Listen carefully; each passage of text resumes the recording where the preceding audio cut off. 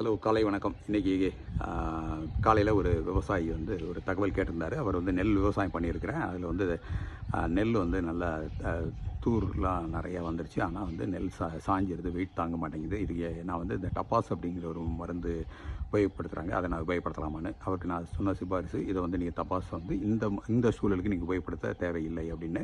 ஏன்னா தப்பாஸ் அப்படிங்கிறதுல என்ன இருக்குது அப்படின்னு பார்த்தீங்கன்னா, அதில் 3 கம்போசிஷன் இருக்கும். ஒன்று சாலிசிலிக் ஆசிட், ரெண்டாவது விட்டமின் B3 இருக்கும்.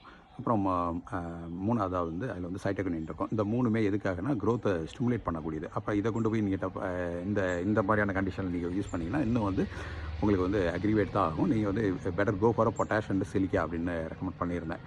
அதே மாதிரி இந்த மாதிரியான சூழலில் ஒரு வெஜிடேட்டிவ் ஃபேஸ் அதிகமாக இருக்குது, அது ரீப்ரொடக்டிவ் ஃபேஸ் மாற்றணும் அப்படின்னா அதுக்கான க்ரோத் ரெகுலேட்டர்ஸ் அவைலபிலிட்டி இருக்குது. பட் ஆனால் நாட் இன் பேடி. இன்னும் அது இன்னும் கமர்ஷியலாக பேடியில் அவைலபிலிட்டி இல்லை.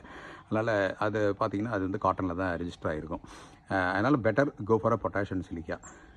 இந்த ஒரு சூழலில் அவர் சொன்ன அந்த டப்பாஸை பற்றி நம்ம அடுத்த ஒரு இதில் என்ன அப்படிங்கிறத நம்ம பார்ப்போம்.